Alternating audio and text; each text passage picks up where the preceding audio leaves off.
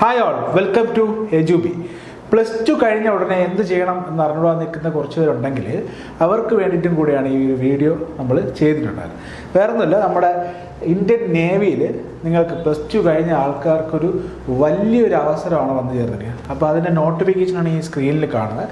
അപ്പോൾ എന്തൊക്കെയാണ് നോട്ടിഫിക്കേഷനിൽ പറഞ്ഞിട്ടുള്ളത് എന്നുള്ളത് നമുക്ക് ജസ്റ്റ് നോക്കി നോക്കാം. ഇത് വേറൊന്നുമില്ല, ഇന്ത്യൻ നേവിയുടെ 2025-2026 ബാച്ചിലത്തേക്ക് വേണ്ടിയിട്ടുള്ള അവരുടെ മെഡിക്കൽ ബ്രാഞ്ച്, അതായത് SSR എന്ന് പറഞ്ഞ ഒരു മെഡിക്കൽ ബ്രാഞ്ചിലത്തേക്ക് വേണ്ടിയിട്ടുള്ള നേവി റിക്രൂട്ട്മെൻ്റ് ആണ് ഈ പറഞ്ഞ നോട്ടിഫിക്കേഷൻ എന്ന് പറയുന്നത്. സോ നമുക്ക് +2 ആണ് ഇതിൻ്റെ ഒരു ബേസിക് ക്വാളിഫിക്കേഷൻ എന്ന് പറയുന്നത്. +2 നമ്മൾ നോക്കിക്കഴിഞ്ഞാൽ ഇവർ പറഞ്ഞ എഡ്യൂക്കേഷൻ ക്വാളിഫിക്കേഷൻ +2 ആണ്. അതുപോലെ തന്നെ ഫിസിക്സ്, കെമിസ്ട്രി, ബയോളജി, നമ്മൾ PCB ഇതെടുത്ത് പഠിച്ചാൽ, അതായത് സയൻസ് +2 സയൻസുകാർക്കാണ് എന്ത് ചെയ്ത് ഈ പറഞ്ഞ എക്സാം അറ്റൻഡ് ചെയ്യാൻ പറ്റുക. +2 സയൻസ് ആണ് ഇതിൻ്റെ ക്വാളിഫിക്കേഷൻ. +2 സയൻസ് ആണ് ഇതിൻ്റെ ക്വാളിഫിക്കേഷനായിട്ട് വരിക. പിന്നെ നമ്മൾ നോക്കിക്കഴിഞ്ഞാൽ ഇപ്പോൾ ഇവരെന്നെ പറയുന്നുണ്ട് 2024-25 അക്കാഡമിക്, അതായത് ഇപ്പോൾ +2 പരീക്ഷ ചെയ്ത് നിൽക്കുന്ന ആൾക്കാർക്കും ഇത് അപ്ലൈ ചെയ്യാൻ വേണ്ടി സാധിക്കും. ഓക്കെ അല്ലേ? അതുപോലെ തന്നെ ഇവർ പറയുന്നുണ്ട് അൺമാരീഡ് ആയിട്ടുള്ള മെയിലായിരിക്കണം, അതായത് കല്യാണം കഴിക്കാൻ പാടില്ല. മെയിൽ കാൻഡിഡേറ്റ്സ് ആണ്, കല്യാണം കഴിക്കാത്ത ആൾക്കാർക്കാണ് ഈ പറഞ്ഞ നോട്ടിഫിക്കേഷൻ അവൈലബിൾ ആയിട്ടുള്ളത്. നോക്കാം. ഞാൻ നേരത്തെ പറഞ്ഞു ഇവർ 2025 ബാച്ചും 2026 ബാച്ചും ഇവർ ആപ്ലിക്കേഷൻ ഇപ്പോൾ കൊടുത്തിട്ടുണ്ട്. അതിൻ്റെ ഡേറ്റ് ഓഫ് ബർത്ത് ആണ്, അതായത് 1 സെപ്റ്റംബർ 2024-നും 29 ഫെബ്രുവരി 2028-നും ഇടയ്ക്ക് ജനിച്ച ആൾക്കാർക്കാണ് ഈ പറഞ്ഞ 2025 ബാച്ചിലേക്ക് വേണ്ടിയിട്ടുള്ള നോട്ടിഫിക്കേഷൻ വിളിച്ചിട്ടുള്ളത്. ഈ 2 ഡേറ്റിന് ജനിച്ചവരായാലും അവർ കുഴപ്പമില്ല, അതായത് ബോത്ത് ഡേറ്റ്സ് ഇൻക്ലൂസീവ് എന്ന് പറഞ്ഞത്, അതായത് ഈ 2 ഡേറ്റുകളിൽ ജനിച്ചാലും പ്രശ്നമില്ല. 2026 ബാച്ചിലേക്ക് വേണ്ടിയിട്ട് 1 ജൂലൈ 2005-നും 31 ഡിസംബർ 2008-നും ഇടയ്ക്ക് ജനിച്ച ആൾക്കാർക്കാണ് ഈ പറഞ്ഞ 2026 ബാച്ചിലത്തേക്ക് വേണ്ടിയിട്ടുള്ള നോട്ടിഫിക്കേഷൻ വിളിച്ചിട്ടുള്ളത്. സോ ഈ 2 ഡേറ്റുകൾക്കിടയിൽ ജനിച്ച ആൾക്കാരാണെങ്കിൽ നിങ്ങൾ എന്ത് ചെയ്യുക, +2 സയൻസ് ആയിട്ടുള്ള അൺമാരീഡ് ആയിട്ടുള്ള ആർക്ക് വേണോ എന്ത് ചെയ്യാം, ഈ പറഞ്ഞ പോസ്റ്റ് അപ്ലൈ ചെയ്യാവുന്നതാണ്. ഓക്കെ അല്ലേ? അടുത്ത് നോട്ടിഫിക്കേഷൻ്റെ പിന്നീടുള്ള ഡീറ്റെയിൽസിലോട്ട് നോക്കുകയാണെന്നുണ്ടെങ്കിൽ ഇതിൻ്റെ പേ സ്കെയില് വളരെയധികം ഇമ്പോർട്ടൻ്റ്. കാരണം ഇപ്പോൾ +2 ക്വാളിഫിക്കേഷനുള്ള ഇപ്പം കേരള സർക്കാരോ അല്ലെങ്കിൽ ഇപ്പം ഈവൻ കേന്ദ്ര സർക്കാരാണെങ്കിൽ പോലും പല പോസ്റ്റുകൾക്കും ഇത്രയും സാലറി കൊടുക്കുന്നത് ഭയങ്കര വിരളമായിട്ടാണ്. നമുക്ക് ഇവരുടെ സാലറി ഒന്ന് നോക്കി നോക്കാം. ഇപ്പോൾ ഈ ജോലി നിങ്ങൾക്ക് കിട്ടുകയാണെന്നുണ്ടെങ്കിൽ നിങ്ങൾക്ക് അവർക്ക് എന്ത് ചെയ്യും, ഒരു ട്രെയിനിങ് പീരീഡ് ഉണ്ടാവും. ഇപ്പോൾ 6 മാസം അല്ലെങ്കിൽ 1 വർഷത്തേക്കുള്ള നിങ്ങൾക്കൊരു ട്രെയിനിങ് പീരീഡ് ഉണ്ടാവും. ആ ട്രെയിനിങ് പീരീഡിൽ നിങ്ങൾക്ക് 14,600 രൂപ പെർ മന്ത് നിങ്ങൾക്ക് കിട്ടും. അതായത് ഈ ട്രെയിനിങ് ഇപ്പോൾ 1 വർഷമാണെങ്കിൽ 1 വർഷം എല്ലാ മാസവും നിങ്ങൾക്ക് എന്ത് ചെയ്യും, ഈ പറഞ്ഞ 14,600 രൂപ എല്ലാ മാസവും നിങ്ങൾക്ക് ഉണ്ടാവും. ഇനി ട്രെയിനിങ് പൂർത്തിയാക്കിയതിന് ശേഷം നിങ്ങൾ വരുന്ന പേ സ്കെയില് ലെവൽ 3 ഓഫ് ഡിഫൻസ് പേ സ്കെയിലാണ് നിങ്ങൾ വരാൻ പോകുന്നത്. അതായത് നിങ്ങൾക്കൊരു 21,700 മുതൽ 69,000 ബേസിക് സാലറിയാണ് ഈ പറയുന്നത്. 69,000 ഇതിനിടയ്ക്കുള്ളൊരു സാലറി ആയിരിക്കും നിങ്ങളുടെ പോസ്റ്റ് എന്ന് പറയുന്നത്. പിന്നെ അതുകൂടാതെ തന്നെ ഇൻക്ലൂഡിങ് നിങ്ങൾക്ക് DA അലവൻസ് എല്ലാ കാര്യങ്ങളും ഒരു മിനിമം ഒരു 50,000 എങ്കിലും നിങ്ങൾക്ക് മിനിമം ഒരു മന്ത് കിട്ടാൻ ചാൻസ് ഉള്ള ഒരു അട്രാക്റ്റീവ് ആയിട്ടുള്ളൊരു പോസ്റ്റ്. അത് +2 കഴിഞ്ഞ ഉടനെ ഒരു 50,000 രൂപയ്ക്ക് നിങ്ങൾക്ക് മാസ ശമ്പളം. അത് പിന്നെ ഇപ്പം നേവിയാണ്, നേവിയിൽ ഈ പറഞ്ഞ പോലെ ഒരുപാട് അലവൻസുകളുണ്ട്. നിങ്ങൾക്ക് നിങ്ങളുടെ കുടുംബത്തിന് നിങ്ങൾക്ക് ഇപ്പം ഹെൽത്ത് ഇഷ്യൂസോ അല്ലെങ്കിൽ ഇൻഷുറൻസോ ഒന്നും നിങ്ങൾ ഇനി ഭാവിയിൽ നോക്കേണ്ടതായിട്ടുമില്ല, നേവിയാണ്. സോ പിന്നെ അവരുടെ അലവൻസും കാര്യങ്ങളൊക്കെ ഉണ്ടാവും. പിന്നെ നിങ്ങൾക്ക് ഇതിൻ്റെ പ്രൊമോഷൻ സാധ്യതകൾ അവർ എടുത്ത് പറഞ്ഞിട്ടുണ്ട്. പ്രൊമോഷൻ സാധ്യതകൾ ഇപ്പം നിങ്ങൾക്ക് മാസ്റ്റർ ചീഫ് പെറ്റി ഓഫീസർ വരെ, നിങ്ങൾക്ക് ലെവൽ 8 വരെ നിങ്ങൾക്ക് ഈ പറഞ്ഞ പോസ്റ്റിൽ ഇപ്പോൾ 21ാമത്തെ വയസ്സിൽ കയറുന്ന ഒരാൾക്കാണെങ്കിൽ ഈ പോസ്റ്റ് വരെ നിങ്ങൾക്ക് എത്താനായിട്ട് സാധിക്കും. അതിൻ്റെ സാലറി ഇപ്പോൾ ഉള്ള പേ സ്കെയിലിൽ ഏകദേശം 1,51,000 രൂപ വരെ നിങ്ങൾക്ക് ഏൺ ചെയ്യാൻ സാധിക്കും പ്രൊമോഷൻ. ഇപ്പോൾ ഞാൻ പറഞ്ഞ ഇപ്പോഴത്തെ സാഹചര്യത്തിലാണ്. ഭാവിയിൽ ഈ പറഞ്ഞതുപോലെ പേ സ്കെയിലുകൾ എന്തായാലും ഇൻക്രീസ് ആവേ ഉള്ളൂ. ഇപ്പോൾ നിങ്ങൾ റിട്ടയർ ആകുമ്പോൾ നിങ്ങൾക്ക് എന്ത് ചെയ്യാൻ പറ്റും, ഒരു 2 ലക്ഷം 3 ലക്ഷം വരെ 2 ലക്ഷത്തി സംതിങ് നിങ്ങൾക്ക് എന്ത് ചെയ്യാൻ പറ്റും. ആ സമയത്ത് വരെ നിങ്ങൾക്ക് മന്ത്ലി സാലറി ആയിട്ട് വാങ്ങിക്കാൻ പറ്റുന്ന ഒരു അട്രാക്റ്റീവ് ആയിട്ടുള്ള ജോലിയാണ്. ഓക്കെ അല്ലേ? നമുക്ക് അടുത്തതിലോട്ട് ഇപ്പോൾ ഇനി നമുക്ക് വരികയാണെങ്കിൽ ഇതിൻ്റെ സെലക്ഷൻ പ്രോസസ്സ് ഒന്ന് നോക്കി നോക്കാം. എന്തൊക്കെയാണ് ഇതിൻ്റെ സെലക്ഷൻ പ്രോസസ്സ് നോക്കാം. ഇത് നോക്കുകയാണെങ്കിൽ അവർ 2 സ്റ്റേജായിട്ടാണ് അവരെന്ത് ചെയ്യുക, ഈ പറഞ്ഞ പരീക്ഷകൾ നടത്തുക. 2 സ്റ്റേജ്, 2 ഘട്ടങ്ങളായിട്ടാണ്. അതിൽ ആദ്യത്തെ ഘട്ടം എന്ന് പറയുന്നത് അവർ ഈ പറഞ്ഞ പോലെ ആപ്ലിക്കേഷൻ വിൻഡോ, അതായത് നമുക്ക് അപ്ലൈ ചെയ്യാൻ പറ്റുന്ന സമയം എന്ന് വെച്ച് കഴിഞ്ഞാൽ 29 മാർച്ചിന് ഈ നോട്ടിഫിക്കേഷൻ ലൈവ് ആവും.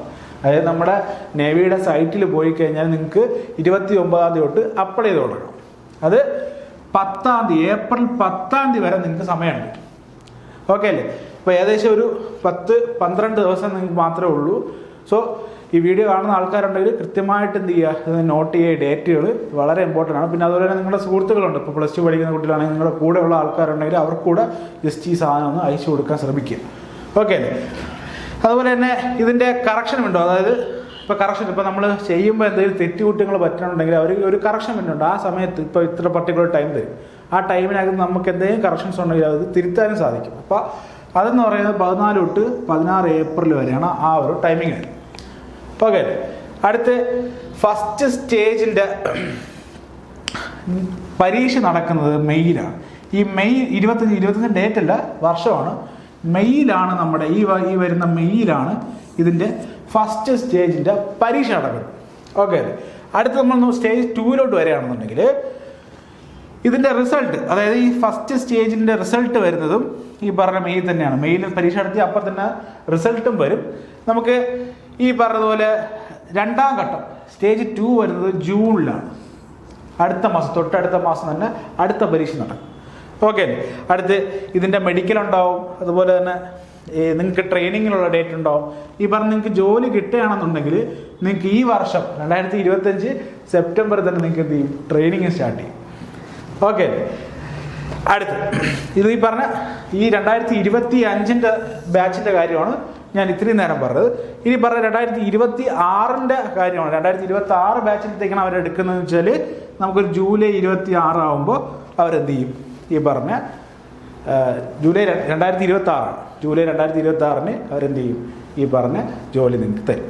ഓക്കെ. അപ്പോൾ നമുക്ക് ഈ പരീക്ഷയ്ക്ക് ഇനി എത്രയാണ് ഫീസ് കൊടുക്കേണ്ടത്, ഈ പരീക്ഷ എഴുതാൻ വേണ്ടി നമ്മൾ എത്ര രൂപയാണ് കൊടുക്കേണ്ടതെന്ന് വെച്ചാൽ ഇപ്പോൾ നോക്കുകയാണെങ്കിൽ 550 രൂപയാണ് ഈ പറഞ്ഞ ഫീസായിട്ട് നിങ്ങൾ കൊടുക്കേണ്ടത്. പിന്നെ പ്ലസ് ഒരു 18% GST കൂടെ വരും. ഓക്കെ. അപ്പോൾ ഇത് നിങ്ങൾ ഓൺലൈനായിട്ട് നിങ്ങൾക്ക് പേയ്മെൻറ്റ് ചെയ്യാം. ഇപ്പം നിങ്ങൾക്ക് പറ്റിയില്ലെന്നുണ്ടെങ്കിൽ അടുത്തുള്ള സെൻറ്റേഴ്സിൽ പോയി കഴിഞ്ഞാൽ അവർ തന്നെ നിങ്ങൾക്ക് വേണ്ടിയിട്ട് അടച്ചു തരുന്നത്. ഓക്കെ. അടുത്ത് നോക്കാം. ഇതിനകത്ത് ഇനി പറയേണ്ടതായിട്ടുള്ളത്, ഓക്കെ, നേരത്തെ പറഞ്ഞതുപോലെ തന്നെ നമ്മുടെ ഓരോ സ്റ്റേജിൽ പിന്നെ ഇതിനകത്ത് ഇമ്പോർട്ടൻ്റ് ആയിട്ടുള്ള ഒരു കാര്യം പറഞ്ഞിട്ടുണ്ട്. ഇപ്പം നമ്മുടെ സുഹൃത്തുക്കളുണ്ടാവും, ഇപ്പോൾ +2 NCCയിലൊക്കെ വളരെ ആക്റ്റീവായിട്ടുള്ള ആൾക്കാരുണ്ടാവും. NCCയിൽ നമ്മൾ C സർട്ടിഫിക്കറ്റ് നമുക്ക് ഉണ്ടെങ്കിൽ, NCCയിൽ A certificate, B certificate, C certificate ഒക്കെ ഉണ്ടെങ്കിൽ അതിൽ C എന്ന് പറഞ്ഞ സർട്ടിഫിക്കറ്റ് ഉണ്ടെങ്കിൽ മാത്രം സ്റ്റേജ് 1 പരീക്ഷ എഴുതേണ്ട ആവശ്യമില്ല. ഓക്കെ. C സർട്ടിഫിക്കറ്റ്, NCCയിൽ C സർട്ടിഫിക്കറ്റ് ഉള്ള ആൾക്കാർക്ക് സ്റ്റേജ് 1 ഡയറക്റ്റ്ലി അവർ ക്വാളിഫൈ ആവും. ഓക്കെ. അപ്പോൾ നിങ്ങൾ ഈ പറഞ്ഞ പരീക്ഷ അപ്ലൈ ചെയ്യാൻ സമയത്ത് C സർട്ടിഫിക്കറ്റ് ഉള്ള ആൾക്കാർ കൃത്യമായിട്ട് നിങ്ങളുടെ ഡേറ്റാസ് കൊടുക്കണം. ഇല്ലാന്നുണ്ടെങ്കിൽ നമുക്ക് പറഞ്ഞിട്ട് കാര്യമില്ല. സോ അപ്ലൈ ചെയ്യുന്ന സമയത്ത് തന്നെ ഈ പറഞ്ഞ സർട്ടിഫിക്കറ്റ് നിങ്ങൾ ഹാജരാക്കാൻ കൃത്യമായിട്ട് ശ്രമിക്കുക. ഓക്കെ. പിന്നെ അടുത്ത് നമ്മൾ നോക്കുകയാണെങ്കിൽ നമ്മുടെ സ്റ്റേജ് 1 കഴിഞ്ഞതിന് ശേഷം പിന്നെ നമുക്ക് വരുന്നതാണ് നമ്മുടെ ഫിസിക്കൽ ടെസ്റ്റ് ഉണ്ട്. ഫിസിക്കൽ ടെസ്റ്റിൽ എന്തൊക്കെയാണ് അവർ പറഞ്ഞതെന്ന് ചോദിച്ചാൽ 4 items ആണ് ഇവർ കൃത്യമായിട്ട് നോട്ട് ചെയ്യുന്നത്. അതിൽ ഒന്നെന്ന് പറഞ്ഞാൽ 1.6 കിലോമീറ്റർ ഓട്ടം, അത് 6 മിനിറ്റ് 30 സെക്കൻഡ് കൊണ്ട് കംപ്ലീറ്റ് ചെയ്യാം. പിന്നെ സ്ക്വാട്ട്സ് 20 സ്ക്വാട്ട് ചെയ്യണം. പുഷപ്സ് 15 പുഷപ്പ് ചെയ്യണം. അതുപോലെ തന്നെ ബെൻഡ് നീ സിറ്റപ്സ് 15. ഓക്കെ അല്ലേ? ഇതൊക്കെ അത്യാവശ്യം ചെയ്യാൻ പറ്റുന്ന കാര്യങ്ങളാണ്. സോ ഫിസിക്കൽ സ്റ്റാൻഡേർഡ്സ് കൂടെ നിങ്ങൾ നോക്കി വെച്ചിരിക്കുക. പിന്നെ ഫിസിക്കൽ കഴിഞ്ഞ് അടുത്ത് നമുക്ക് വരുന്നത് സെക്കൻഡ് സ്റ്റേജ് ആയിട്ടുള്ള റിട്ടേൺ എക്സാമാണ്. അതും ഈ പറഞ്ഞതുപോലെ നിങ്ങൾക്ക് ഇംഗ്ലീഷ്, സയൻസ്, ബയോളജി, ഈ പറഞ്ഞ ജനറൽ അവയർനെസ്, നമ്മൾ സ്റ്റേജ് 1 സെയിം സിലബസ് തന്നെയാണ് നമുക്ക് സ്റ്റേജ് 2. ഇപ്പം ഞാൻ സിലബസിൻ്റെ കാര്യങ്ങൾ ഞാൻ അടുത്ത് പറയാം.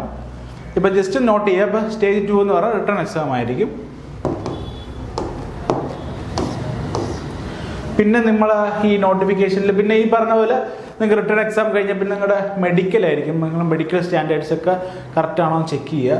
പിന്നെ അതുപോലെ തന്നെ സെലക്ഷൻ പ്രൊസീജിയർ അടുത്ത് പ്രൊഫഷൻ ലിസ്റ്റ് ഇടും. ഓക്കെ അല്ലേ? പിന്നെ ഒരു മെയിനായിട്ടുള്ള കാര്യം, നിങ്ങളുടെ ഹൈറ്റ് നിങ്ങൾക്ക് 157 സെൻറ്റിമീറ്ററെങ്കിലും മിനിമം വേണം എന്നുള്ളതാണ് ഒരു പറഞ്ഞത്. 157 സെൻറ്റിമീറ്റർ മിനിമം വേണം. അതിലും കൂടിയാലും കുഴപ്പമില്ല, പക്ഷേ അതിൽ കുറയാൻ പാടില്ല. ഓക്കെ അല്ലേ? അടുത്ത് വരുന്നത് പിന്നെ ബോഡിയിൽ ടാറ്റൂസ് അങ്ങനത്തെ കാര്യങ്ങളൊന്നും പാടില്ല എന്നുള്ളത്. പിന്നെ നിങ്ങളുടെ ഐ വിഷൻസ് 6/6 ആണോ, 2 കണ്ണും 6/6ഉം 6/6 ആണോ എന്നുള്ളത് ഒന്ന് മേക്ക് ഷുവർ ചെയ്യുക. അൺകറക്റ്റഡ് വിഷൻ ആണെങ്കിൽ 6/12 അതിൽ കുറയാൻ പാടില്ല എന്നുള്ളത് ഒന്ന് നോക്കുക. പിന്നെ നിങ്ങൾക്ക് ട്രെയിനിങ് വരുന്നത് നിങ്ങൾക്ക് എവിടെയായിരിക്കും? ചിൽക്കയിലായിരിക്കും. INS ചിൽക്ക ഒഡീഷയിൽ വെച്ചിട്ടായിരിക്കും നിങ്ങളുടെ ട്രെയിനിങ്ങും കാര്യങ്ങളൊക്കെ കണ്ടക്ട് ചെയ്യുക. ഞാൻ നേരത്തെ പറഞ്ഞതുപോലെ 14,600 രൂപയാണ് നിങ്ങൾക്ക് പെർ മന്ത് ട്രെയിനിങ് സമയത്ത്. അത് കഴിഞ്ഞായിരിക്കും നിങ്ങളുടെ ഈ പറഞ്ഞ അപ്പോയിൻമെൻറ്റും കാര്യങ്ങളൊക്കെ വരുന്നത്.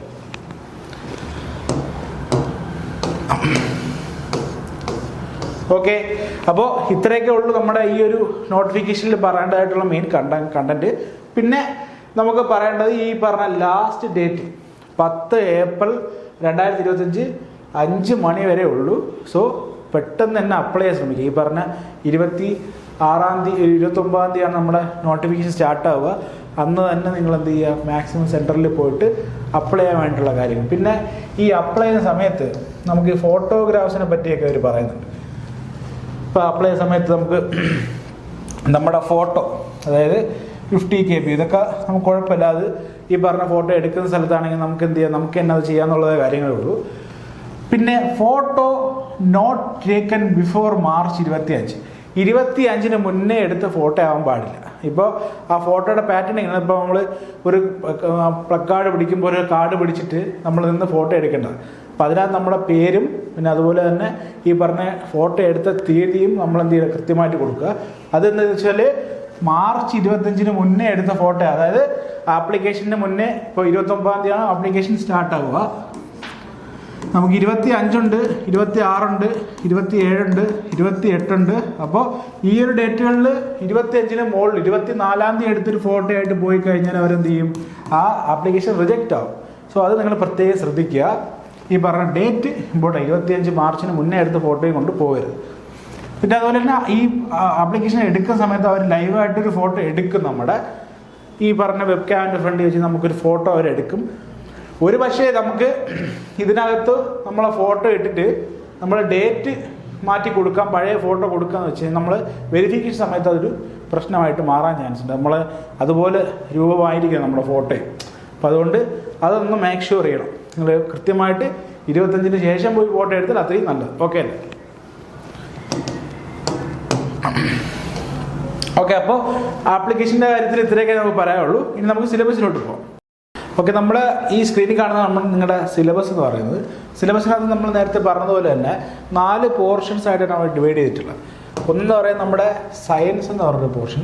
ഈ സയൻസിൽ നോക്കിക്കഴിഞ്ഞാൽ നിങ്ങൾ +1 +2 പഠിച്ച ഫിസിക്സ് അതുപോലെ തന്നെ കെമിസ്ട്രിയിൽ വരുന്ന പോർഷൻസാണ് അവർ മെയിനായിട്ട് ഈ സയൻസ് എന്ന് പറഞ്ഞ കോളത്തിൽ കൊടുത്തിട്ടുള്ളത്.